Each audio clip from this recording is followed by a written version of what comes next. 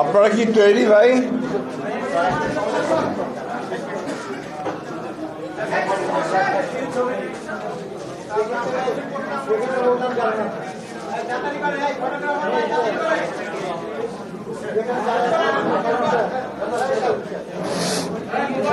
ওনারা তো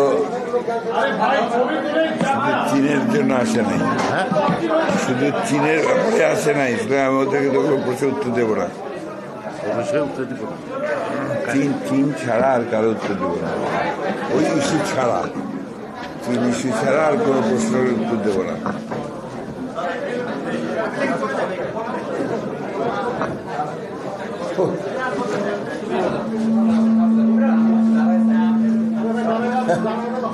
সবাই টেরও পেয়ে গেছে বোধহয়। জি ভাই,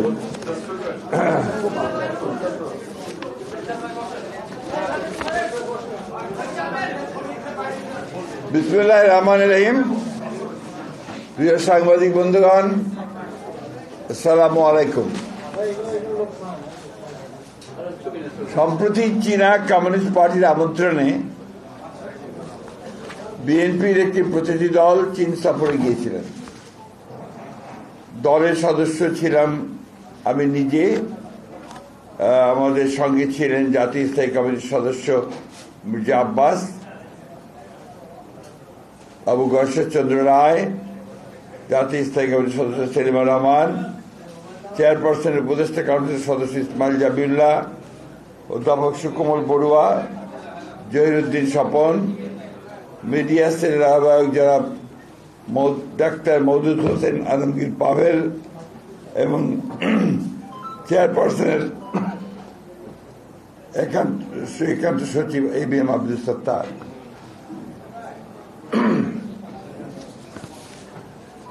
পৃথিবীর বিভিন্ন দেশের রাজনৈতিক দলের সাথে সফর বিনিময় চীনা কমিউনিস্ট পার্টির একটি প্রতিষ্ঠিত ঐতিহ্য। এরই ধারাবাহিকতায় ইতিপূর্বে বাংলাদেশ জাতীয়তাবাদী দল বিএনপির এক প্রতিনিধি দল সম্প্রতি চীন সফর করেছে। 5 দিনব্যাপী এই সফরে আমরা চীনা কমিউনিস্ট পার্টি এবং চীন সরকারের একাধিক গুরুত্বপূর্ণ ব্যক্তির সাথে মত বিনিময় করার সুযোগ পেয়েছি, যাদের মধ্যে ছিলেন গুরুত্বপূর্ণ চীনের কমিউনিস্ট পার্টির পলিটিক্যাল ব্যুরোর সদস্য এবং ন্যাশনাল পিপলস কংগ্রেসের স্থায়ী কমিটির ভাইস চেয়ারম্যান লি হংসং, সিপিসি কেন্দ্রীয় কমিটির আন্তর্জাতিক বিভাগের মন্ত্রী মিস্টার লিউ জিয়ানশাও, সিপিসি কেন্দ্রীয় কমিটির আন্তর্জাতিক বিভাগের ভাইস মিনিস্টার মিসেস সান হিয়ান। আপনারা জানেন যে বাংলাদেশ চীন কূটনৈতিক সম্পর্কের সুবর্ণ জয়ন্তী সম্প্রতি উদযাপিত হচ্ছে। এটা সেই ঐতিহাসিক সম্পর্ক যা শহীদ রাষ্ট্রপতি জিয়া রহমানের চীন সফরের মধ্য দিয়ে সূচিত হয়েছিল এবং যা পরবর্তীতে দেশনেত্রী বেগম খালেদা জিয়ার প্রধানমন্ত্রিত্বকালে সফরের মাধ্যমে আরো ঘনিষ্ঠতর হয়েছে। প্রতিটি বৈঠকে চীনা নেতৃবৃন্দ বাংলাদেশ চীন সম্পর্কে উন্নয়নে এই দুই ব্যক্তিত্বের অবদান সসম্মানে ব্যক্ত করেছেন। বিশেষ করে চীনের কমিউনিস্ট পার্টির পলিটিক্যাল ব্যুরোর সদস্য এবং ন্যাশনাল পিপলস কংগ্রেসের স্থায়ী কমিটির ভাইস চেয়ারম্যান লি হংসং এর সাথে গ্রেট হল অব পিপলে অনুষ্ঠিত দ্বিপাক্ষিক সভায়, যেখানে তার সাথে আরো উপস্থিত ছিলেন কমিটির গুরুত্বপূর্ণ নেতৃবৃন্দ। এ সময় আমাদের দ্ব্যর্থহীনভাবে এক চীন নীতির প্রতি আমাদের দলীয় অবস্থান আমরা অত্যন্ত দৃঢ়ভাবে উচ্চারণ করেছি। পাশাপাশি প্রেসিডেন্ট শি জিনপিং এর নেতৃত্বে চীনের বিস্ময়কর উন্নতি ও আন্তর্জাতিক প্রবৃদ্ধি এবং তার বেল্ট অ্যান্ড রোড ইনিশিয়েটিভের ইতিবাচকতার কথা মর্যাদা ও সম্মানের সাথে আমাদের পক্ষ থেকে ব্যক্ত করা হয়েছে।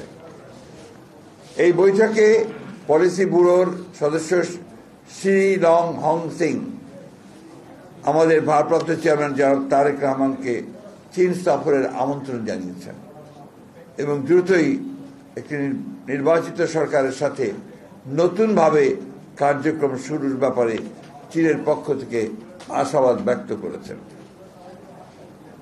বৈঠকে বাংলাদেশের অবকাঠামো উন্নয়নে পরীক্ষিত বন্ধু রাষ্ট্র হিসাবে চীনের অবদান সমূহ আমাদের পক্ষ থেকে ধন্যবাদের সাথে উল্লেখ করা হয়েছে এবং ধারাবাহিকতায় আগামীতে ডিজিটাল প্রযুক্তি, সেমিকন্ডাক্টর, নবায়নযোগ্য জ্বালানি, মেডিকেল ও উচ্চ স্বাস্থ্য সেবা, উচ্চশিক্ষা, যোগাযোগ, আধুনিক কৃষি প্রযুক্তি, এসএমই বিজনেস, ব্লু ইকোনমি, উন্নতর প্রযুক্তি হস্তান্তরের ক্ষেত্রে চীনের অধিকতর ভূমিকা রাখার আহ্বান জানানো হয়েছে।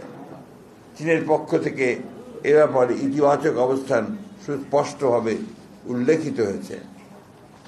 কূটনৈতিক সম্পর্ক স্থাপনের সুবর্ণ জয়ন্তী উপলক্ষ করে আমরা এর অধিকতর প্রায়োগিক দৃষ্টান্ত দেখার অপেক্ষা রয়েছি, যাতে আমাদের মাঝে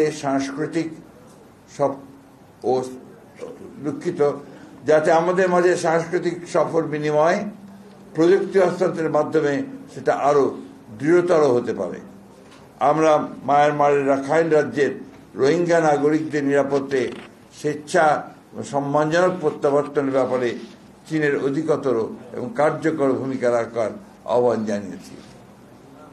আমাদের পক্ষ থেকে পারস্পরিক মর্যাদা সমুন্নত রেখে উন্নয়ন ও সমৃদ্ধির ভাবনায় এমন সহযোগিতার আহ্বান জানিয়েছি যেখানে জনগণ ও জনকল্যাণের অগ্রাধিকার যেন থাকে সর্বোচ্চ স্থানে।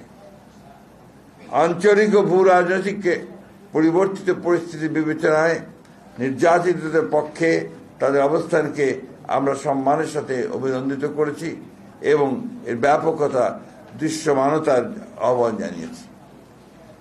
চীনের সাথে আমাদের সৌহার্দ্যপূর্ণ সম্পর্কের পাশাপাশি গুরুত্বপূর্ণ প্রতিবেশী এবং বৃহৎ উন্নয়ন সহযোগীদের সাথে আমাদের সুসম্পর্ক ক্রমবর্ধমানভাবে উন্নয়নের ধারাবাহিকতা অব্যাহত রাখার ব্যাপারে চীন এবং আমাদের অভিন্ন অবস্থান বৈঠকগুলিতে সুস্পষ্টভাবে ব্যক্ত হয়েছে। চীনের পররাষ্ট্র মন্ত্রণালয়ের ভাইস মিনিস্টার সুং ওয়েডং এর সাথে সফরের দ্বিতীয় দিনে আমরা পারস্পরিক স্বার্থ সংশ্লিষ্ট বিষয়ে কথা বলেছি এবং বাংলাদেশের অবকাঠামো, পরিবেশ ও প্রযুক্তি উন্নয়নে তাদের সহযোগিতার বৃদ্ধির আহ্বান জানিয়েছি। বাংলাদেশের শ্রমশক্তি সক্ষমতা, উন্নত বিনিয়োগ পরিবেশ ও বিনিয়োগের নিরাপত্তার বিষয়টিও আমরা ইতিবাচক হিসাবে উপস্থাপন করেছি। বিগত 17 বছরের অনাকাঙ্ক্ষিত রাজনৈতিক বাস্তবতায় ক্ষতিগ্রস্ত অর্থনীতিকে সহনীয় করতে আমরা ঋণ পরিশোধ সময়সীমা বৃদ্ধি, বিভিন্ন ফি পুনর্বিবেচনা এবং অনুদানের সম্ভাব্যতার বিষয়েও তাদের সহায়তা চেয়েছি, যেটা তারা সহানুভূতির সাথে বিবেচনার আশ্বাস দিয়েছেন। বাংলাদেশ চীন ফ্রেন্ডশিপ হাসপাতাল নির্মাণ, দেশের উত্তরাঞ্চলে উৎপাদিত কৃষিপণ্য সংরক্ষণ, রপ্তানি সুযোগ বৃদ্ধির বাস্তব পদক্ষেপ, কুনমিংয়ে 4টি বিশেষায়িত হাসপাতালে বাংলাদেশি রোগীদের চিকিৎসা সহজতর করা, চীন বাংলাদেশের মাঝে স্থলপথে আন্তর্জাতিক যোগাযোগ স্থাপনের উদ্যোগ, এগুলো আমাদের আলোচ্য সূচি ছিল, যা ইতিবাচকভাবে সম্পন্ন হয়েছে।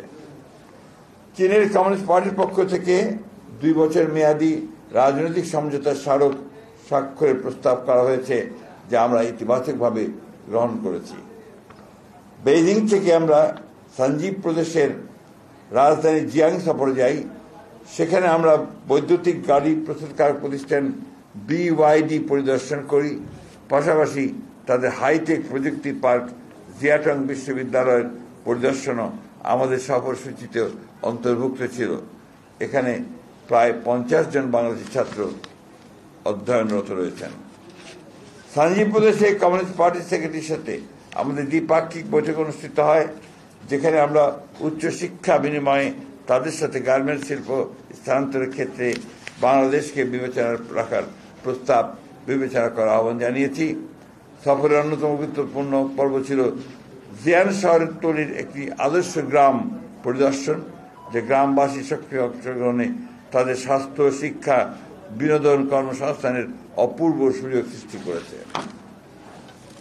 একই সাথে আমরা জিয়ান মহানগরীর একটি কমিউনিটি ইউনিট পরিদর্শন করি, যা স্বেচ্ছাশ্রম ও জনকল্যাণ শিক্ষার একটি সমন্বিত অনুপম উদাহরণ। সার্বিকভাবে এই সফরের মাধ্যমে আমরা এই দুই ভাতৃপ্রতিম দেশের বিদ্যমান বন্ধুত্বপূর্ণ সম্পর্ককে আরও উন্নততর ঘনিষ্ঠতা করার সুযোগ পেয়েছি, যা আগামীতে আরও প্রতিষ্ঠিত হবে বলে আমরা আশাবাদী। এই সফর আয়োজনের উদ্যোক্তা হিসেবে চীনা কমিউনিস্ট পার্টি, ঢাকাস্থ চীনা দূতাবাস এবং আমন্ত্রণকারী চীন কমিউনিস্ট পার্টির আন্তর্জাতিক বিভাগকে ধন্যবাদ এবং কৃতজ্ঞতা জ্ঞাপন করছি। সেই সঙ্গে আমি ব্যক্তিগতভাবে আমার সফর সঙ্গী যারা ছিলেন তাদের সার্বিক সহযোগিতা এবং তাদের যোগ্য যে অংশগ্রহণ এই সফরকে আরও সমৃদ্ধ করেছে বলে আমি বিশ্বাস করি। ধন্যবাদ সকলকে। আসসালামু আলাইকুম। একই চীন ছাড়া আর কোনো সমস্যা নেই। আজকে চীন ছাড়া আমরা আর কোনো প্রশ্ন নেব না।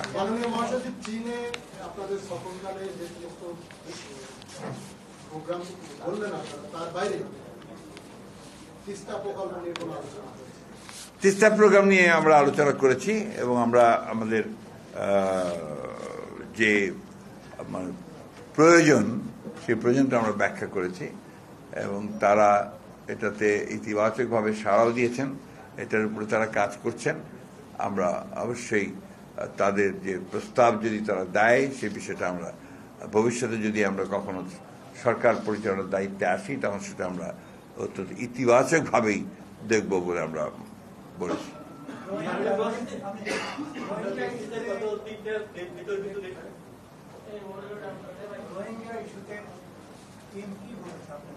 ওরা যেটা বলেছে যে তারা অত্যন্ত আগ্রহের সঙ্গে এবং ঐকান্তিকতার সঙ্গে তারা এই বিষয়টির উপরে কাজ করছেন এবং মিয়ানমার গভর্নমেন্টকে তারা রাজি করার চেষ্টা করছেন যে খুব দ্রুত এই এক্সপেক্টেশনটা খাওয়ার জন্য রিপার্টিশন। নো আদার কোশ্চেন দেন চায়না। প্লিজ সহযোগিতা করবেন।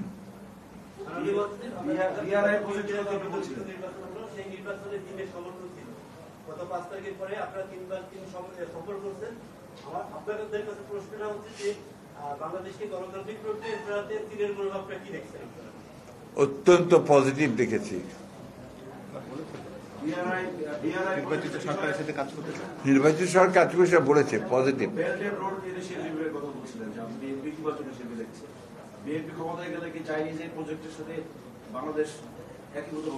অনেকগুলো কাজই আপনার আছে যেগুলো ইতিমধ্যে হয়েছে, আর যদি তারা কোনো কাজ থেকে আমরা সরকার এবং বাংলাদেশি মনে করে যে সেই কাজগুলো বাংলাদেশের জন্য ইতিবাচক হবে তাহলে নিঃসন্দেহে সেটা বিবেচনা করা হবে।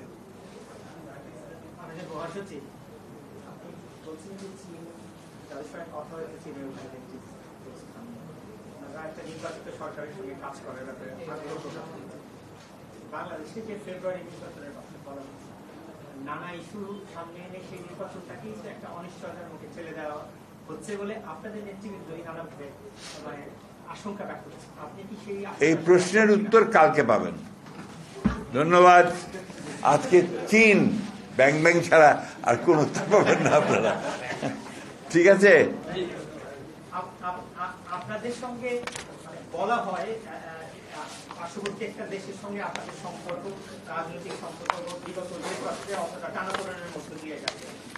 সেই দৃষ্টিকোণ থেকে কি আপনারা আসলে মানে চীনের সঙ্গে বন্ধুত্বটা আপনারা আরো দৃঢ় করার চেষ্টা করছেন? চীনের আগ্রহ যথেষ্ট রয়েছে যে আমরা আমাদের প্রতিবেশীদের সঙ্গে সুসম্পর্ক রাখি।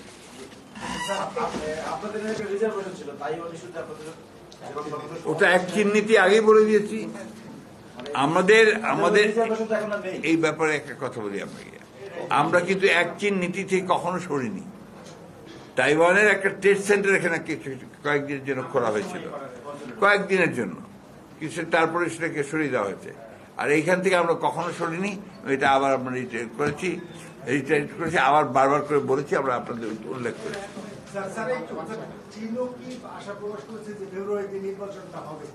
চীন আশা প্রকাশ করার তো প্রয়োজন পড়ে না।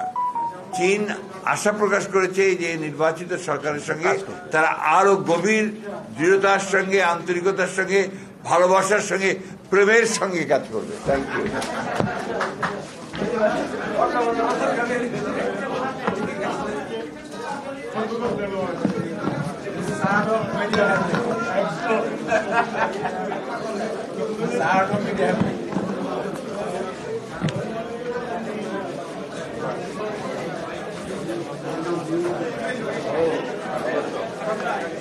Oh.